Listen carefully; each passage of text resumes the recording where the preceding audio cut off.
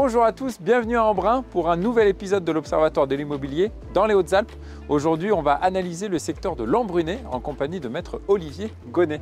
Salut Olivier. Bonjour Alexandre. Ça va? Très bien et toi? Bon alors là, ici, on est un petit peu sur le temple du triathlon. Oui, de l'Embrunman. Le départ de la natation se fait ici. Ok. Transition vélo et puis Ok. de nouveau la course à pied sur Embrun. Ok. Alors aujourd'hui, on va analyser l'Embrunet. L'Embrunet, c'est de où à où? C'est un peu en dessous d'Hyestres, Ok. jusqu'à Chorges. Globalement, c'est le lac de Serponçon. Ok. Voilà. Ça comprend également les Ors, qui sont derrière Ouais. moi, et puis quelques villages, Baratier, Crau et Les Puits. Alors Olivier, du coup, sur 2023, comment s'est comporté le marché de l'immobilier ici? Alors, en volume, on est à la baisse.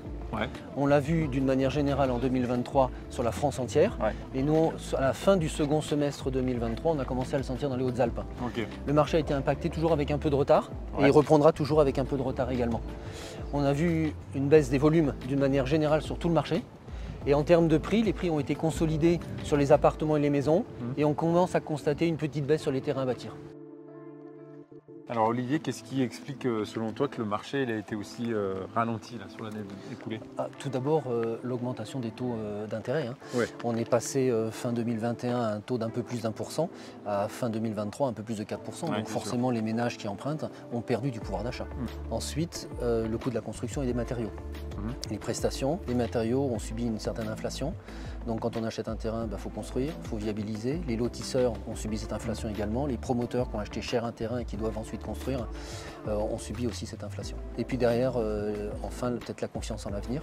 Guerre en Ukraine, problème au Proche-Orient. Est-ce que les gens ont véritablement confiance en l'avenir et envie d'acheter une résidence secondaire et voilà, un achat plaisir d'une résidence secondaire? Pour l'instant, ils réfléchissent peut-être. Donc tous ces éléments conjugués ont fait que le marché a forcément diminué en volume.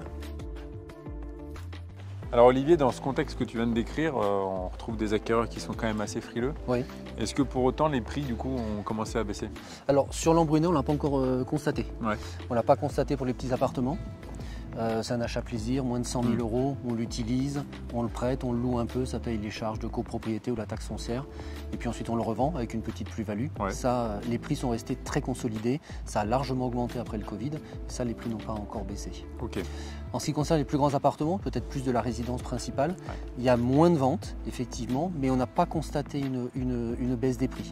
Pour les maisons, là encore, un manque d'offres. Ouais. Il y a peu de vendeurs, et donc comme il y a encore pas mal d'acquéreurs, les prix n'ont pas baissé, mais ils n'augmentent plus. Restent les terrains à bâtir, où là, on a constaté une baisse très faible, 2-3%. Alors Olivier, tu nous parles de hausse du prix. Est-ce que tu aurais quelques chiffres quand même à nous Oui, donner? oui, bien sûr. On a eu une augmentation des prix de vente très importante depuis la sortie du confinement.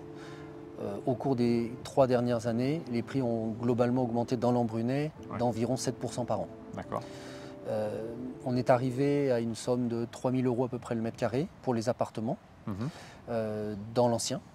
Alors ça dépend évidemment du niveau de performance énergétique et du niveau et de la date de construction. Mais globalement on est à 3 000 euros. C'en est à peu près la même chose pour les maisons. Ok. En ce qui concerne le neuf, on est plutôt entre 3 600 et 5 000 euros. Ça dépend véritablement de la prestation. Les hausses que l'on avait constatées depuis 2020, le rythme de la hausse s'est calmé. Ouais. Et aujourd'hui, on est sur une consolidation des prix de vente. Ok. En ce qui concerne les terrains à bâtir, on avait vraiment atteint des sommets. On avait vendu des terrains à 200 euros le mètre carré, ce qui ne s'était jamais vu pour l'Embrunet. Depuis quelques temps, là encore, les prix, l'augmentation a été stoppée et on a même vu une petite baisse. On est aujourd'hui entre 150 et 180 euros le mètre carré, dès lors que le terrain est viabilisé et bien placé. Alors Olivier, la tendance que tu viens de nous décrire, est-ce que selon toi, elle va se poursuivre là sur l'année 2024? Alors c'est un petit peu difficile de répondre, c'est un peu risqué de prendre position. On a constaté au cours des 5 dernières années une augmentation des prix en France de 17% et sur les Hautes-Alpes de 25% à peu près. Ok. L'année 2023, on a constaté une baisse des prix de l'immobilier en France d'environ 2% et toujours une hausse du prix de l'immobilier dans les Hautes-Alpes. Toujours le fameux décalage dont on parlait tout à l'heure. Donc on peut imaginer qu'au cours de l'année 2024, on va constater dans les Hautes-Alpes une légère baisse. Ensuite, on est quand même sur un marché extrêmement sain. Il n'y a pas eu de défiscalisation hasardeuse.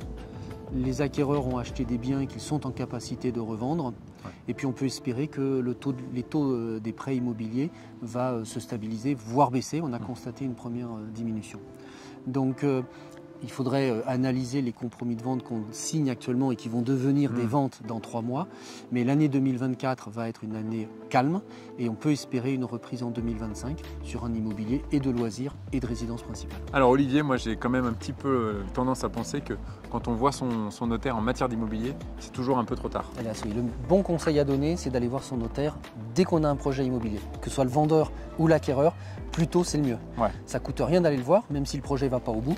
Mais au moins on peut se poser des questions pour le vendeur en matière de plus-value, en matière de diagnostic, en matière d'opportunité à vendre. Pour l'acquéreur, en fonction des charges et conditions qu'on veut mettre, qui achète. Est-ce que c'est en démembrement? Est-ce que c'est via une SCI? Est-ce que c'est le couple qui doit acheter?